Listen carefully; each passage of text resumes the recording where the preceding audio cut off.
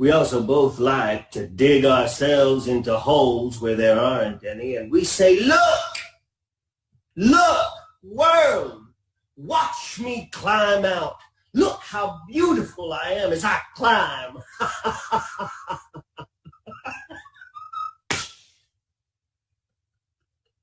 Hey, what's going on? Nothing.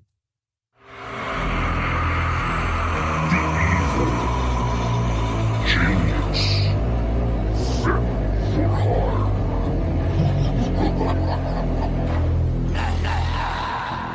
Hey everyone, got another video for you today. This one here, well, you know what? Normally at the beginning of my videos now, I say courtesy of the great MSN and I kind of make fun of them with some circus music and whatnot, but I don't know. I'm starting to wonder if they're coming around with this new article. Let's bring it up and take a look. So I'm not even going to make fun of MSN for this one.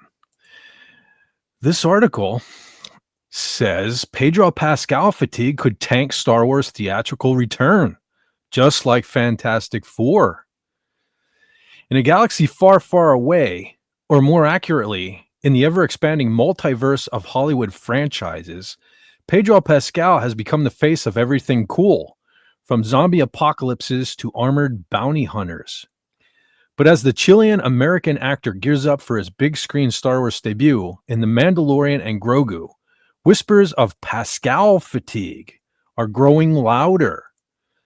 With his omnipresence in TV and film, from The Last of Us to the MCU's Fantastic Four first steps, is the industry betting too heavily on one man to revive a flagging empire? Indeed, I believe they are. Star Wars hasn't had a theatrical hit since 2019's The Rise of Skywalker. Wait, hold on, pause, just a second. Now, correct me if I'm wrong, but I believe the article I used for my last video, didn't MSN just say that Rise of Skywalker was a flop? But here it says it was a hit. I don't know, maybe I should play that clown music. Anyway, back to the article. And if Pascal's recent box office track record is any indication, Disney might be setting itself up for a hyperspace jump straight into an asteroid field. Pedro Pascal's meteoric rise from Game of Thrones to Galaxy Guardian, I almost say Guardians of the Galaxy. Pedro Pascal's journey to stardom reads like a fan-favorite origin story, bursting onto the scene as the ill-fated Oberyn Martell, sorry if I pronounced that wrong, I didn't really watch Game of Thrones. In Game of Thrones Season 3, 97% on Rotten Tomatoes, Pascal quickly became Hollywood's go-to guy for charismatic, brooding anti-heroes. By 2019, he donned the Beskar helmet as Din Djarin in The Mandalorian, Disney Plus's flagship Star Wars series that single-handedly revived interest in the franchise post-sequel trilogy. Fast forward to 2023, and he's Joel Miller in HBO's The Last of Us, earning Emmy nods and meme immortality. But 2025 has been a banner year for Pascal's ubiquity. He starred in Fantastic Four First Steps as Reed Richards / Mr. Fantastic, a Western thriller, Eddington, with Joaquin Phoenix, and even lent his voice to the wild robot, pushing his internal box office past $907 million. Yet despite being everywhere, from red carpets to viral TikToks, Pascal's solo carrying power at the multiplex remains unproven. Unlike Robert Downey Jr., whose Iron Man role catapulted the MCU to over $29 billion in global earnings, with RDJ personally pocketing around $360 million across his appearances, Pascal hasn't yet delivered that franchise-defining smash. Not the next Robert Downey Jr., Pascal's box office track record under the microscope. Let's crunch the numbers. Pascal's films have collectively earned over $2 billion worldwide, a respectable haul for an actor who's only recently hit A-list status. But dig deeper, and the picture isn't as rosy. Compare him to RDJ, whose pre-MCU career was rocky. Hello, substance issues and indie flicks. But a little sarcasm there. But post-Iron Man 2008, he became a box office juggernaut. RDJ's MCU films alone averaged over 1.5 billion each, turning him into the highest grossing actor of his era until Scarlett Johansson edged him out in total films. Pascal, not so much. Take Wonder Woman 1984, 2020, where he played the sleazy villain Maxwell Lord opposite Gal Gadot. Released amid the pandemic, it opened to 16.7 million domestically, half the expected footprint, and limped to a $169 million worldwide against a $200 million budget. Critics panned its convoluted plot and uneven pacing, and even in a normal year, projections suggest it might have topped out around about 800 million, still short of the original Wonder Woman's 821 million. It was a front-loaded sequel that failed to capture the leggy success of its predecessor. Leggies. Now I'm thinking about Gal Gadot's legs. Anyway, fast forward to 2025, and Fantastic Four: First Steps echoed that disappointment. Directed by Matt Shakman, and released on July 25th, 2025, the film has grossed $493 million so far, making it Pascal's highest earning movie to date. But the reported $250 million budget, plus marketing, it's underperforming, collecting just $9.3 million in its fourth weekend. Fan backlash. Mixed reviews, around 60% on Rotten Tomatoes, and headlines screaming box office disaster have plagued the reboot. Pascal himself has addressed the criticism, reportedly exploding at fans. And, well, that's not a winning formula there, Pedro. Exploding at fans and tying it to political divides. Well, you know what I mean. That's why you should keep your mouth shut when you want to make money, you know? Other 2025 releases like Eddington bombed at the box office before struggling on streaming, reinforcing the narrative that Pascal shines in ensembles but falters as the lead draw. This mirrors the Fantastic Four franchise's cursed history. The 2005 and 2007 films made money but were critically panned, while 2015's Fantastic was a $160 million flop. Now, with Pascal at the helm, it's underwhelming again, proving that even a hot actor can't save the troubled IP. I'm not sure how hot he is anymore. You know what I mean? Or was he even? The politics factor. Is Pascal's activism turning off fans? It sure is. In an era where celebrities' social media posts can make or break careers, Pascal's unapologetic politics add another layer to the fatigue debate. He's been vocal about progressive causes, supporting trans rights, posting "A world without trans people has never existed and never will" on Instagram, criticizing Donald Trump at Cannes, "Fight back and don't let them win," and clashing with figures like J.K. Rowling over transgender issues. He's also drawn fire for comparing U.S. border policies to Nazi camps and the backing of Black Lives Matter.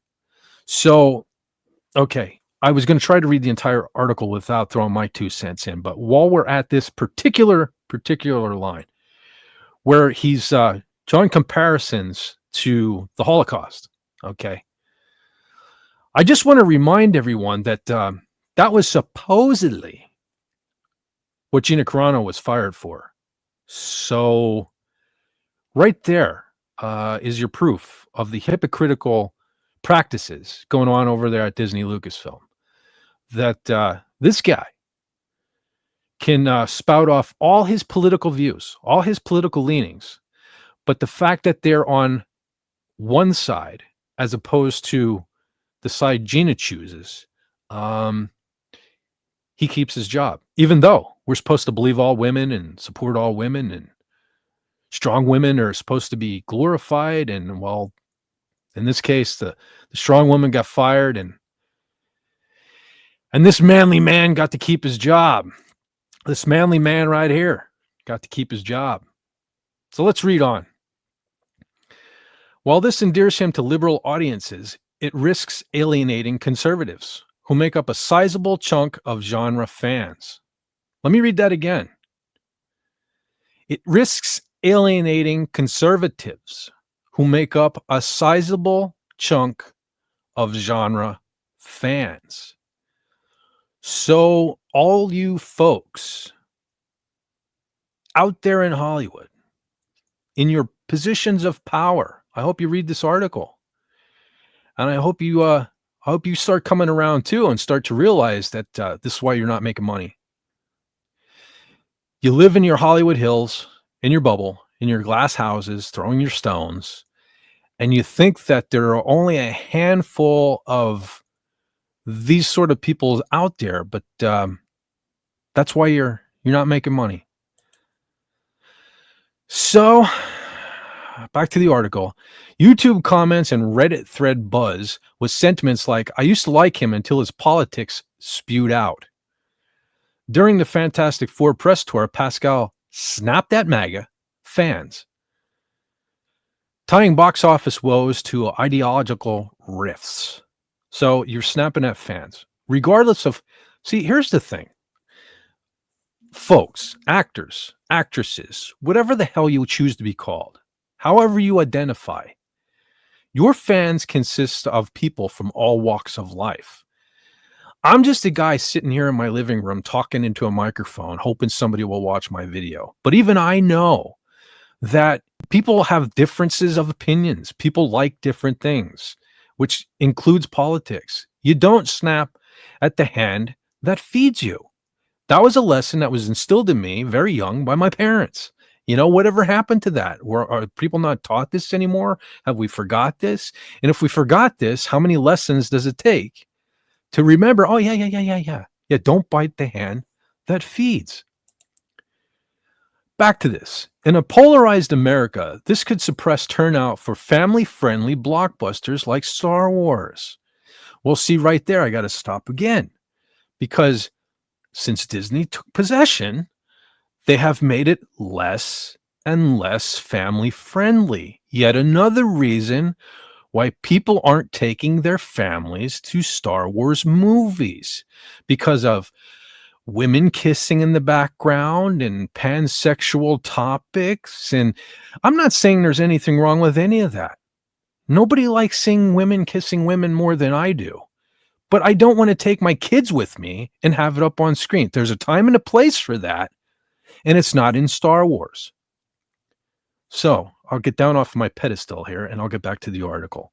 After all, Gina Carano's firing from Mandalorian for right-wing post showed Disney's zero tolerance for controversy, but Pascal's left-leaning stances get a pass, highlighting perceived double standards. So there we go. I only glanced over this article and I didn't see this. So even MSN is coming around and seeing the hypocrisy. So maybe this is a turning point. Maybe something is going to come up.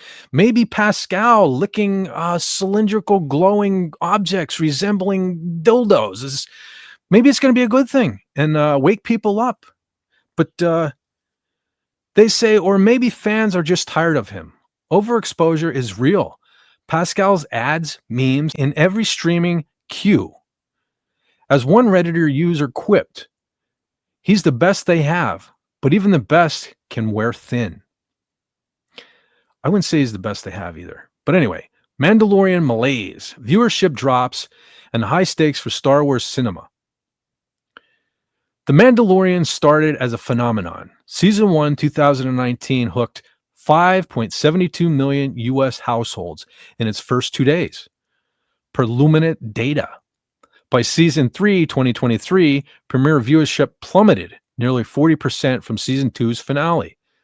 According to Nielsen, Sama TV reported a 50% drop for Season 3 finale compared to Season 2. Critics cited repetitive plots, fan service overload, and diminishing returns on Baby Yoda / Grogu cuteness. That's the thing. The Baby Yoda, that's worn off as well. You can get fatigued with cuteness. Let's be honest, you can.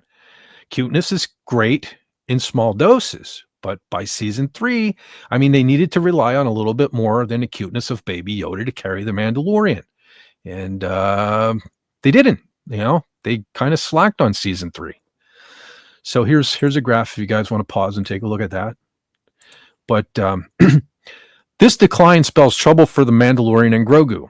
set for May 22nd, 2026. Directed by Jon Favreau and starring Pascal, it's Disney's first theatrical Star Wars since 2019 and a litmus test for the franchise's big screen viability. Post Rise of Skywalker, which grossed $1 billion but divided fans. Again, Rise of Skywalker is not the one that divided fans. That's another thing we need to wake up and realize, slap our faces, wake us up, splash some cold water on your face, take a deep breath, swallow hard, and just admit it was The Last Jedi. The Last Jedi is responsible for all of this horse shit.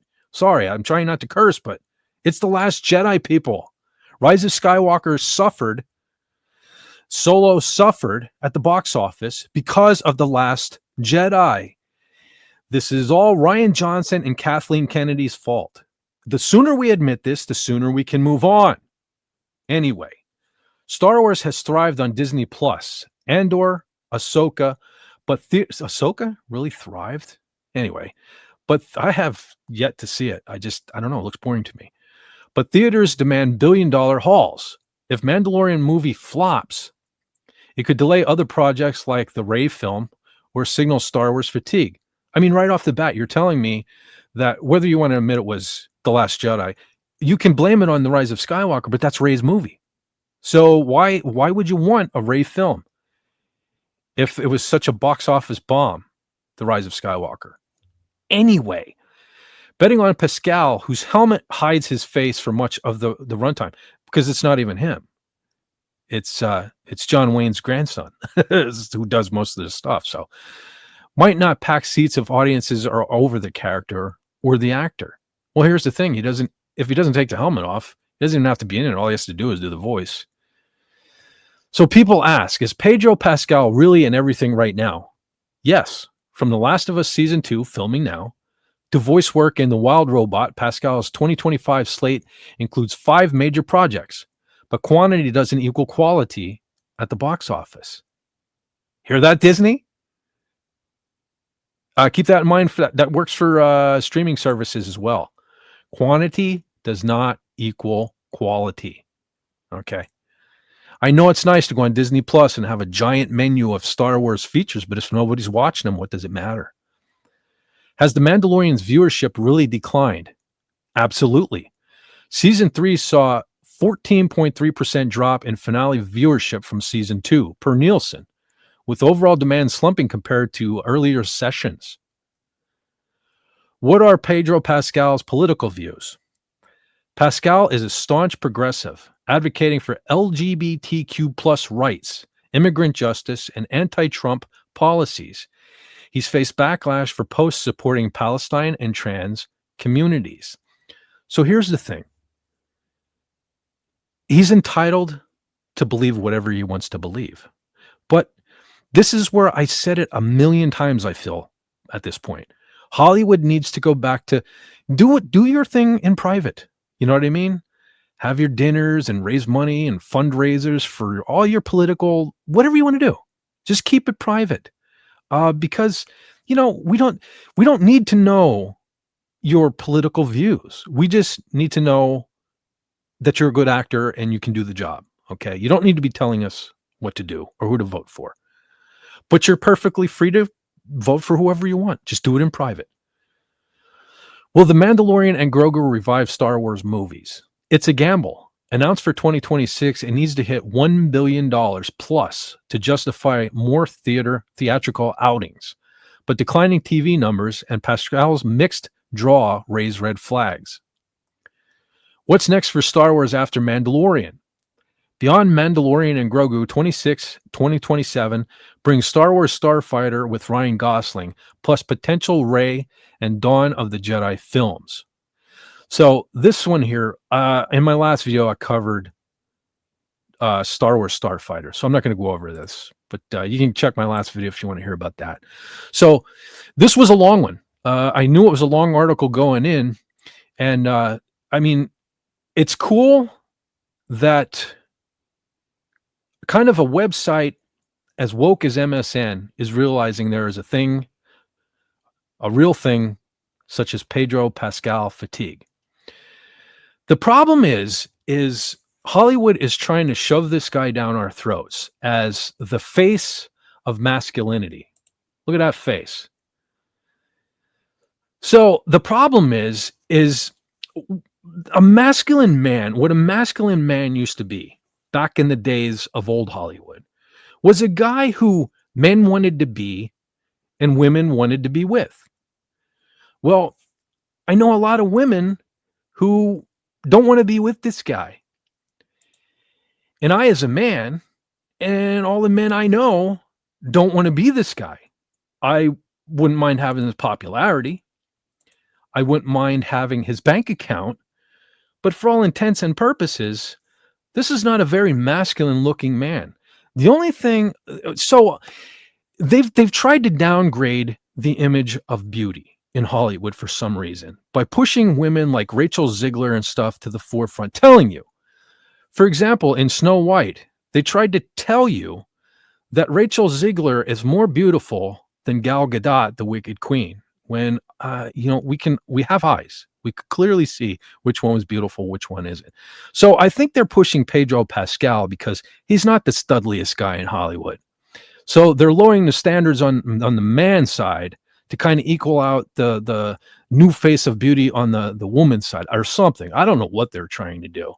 The only thing I like is that the only thing good about Pedro Pascal is he's fit, he takes care of himself, but he's not a steroid monster like Chris Hemsworth and Chris Evans out there who unnaturally, bulked up and people were saying like, you need to stop, body shaming and stuff like that. And yet, they were pushing for years now. It's been years. They're telling you that a woman should be curvy and we can't fat shame and this and that. Well, on the other side of the spectrum, they're pushing Chris Hemsworth and Chris Evans in your face and even in like The Rock, that's not natural.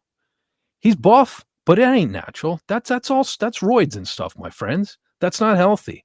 So on one hand, we're supposed to not look at Gal Gadot, but look at Rachel Ziegler. But in the meantime, they were shoving, muscle heads down your throat. So the only good thing about Pedro is he's kind of built like a normal guy who takes care of himself. But other than that, he's an imbecile. He's an idiot. He's saying all the wrong things. Okay, folks, if you haven't noticed, there are more people who have old time values in this country who still believe in being wholesome and living a clean life and things like that.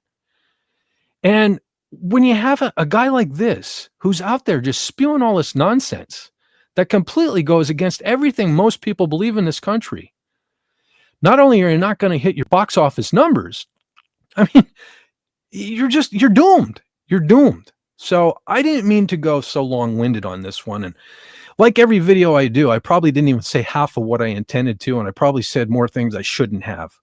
But I knew this was going to be a long video going in. I'm surprised my voice even held out. And for those of you who have made it to the end, I want to thank you. And, I hope you learned something from this, that Pedro Pascal fatigue is a real thing, and we're all kind of getting tired of it. So, thanks for sticking around.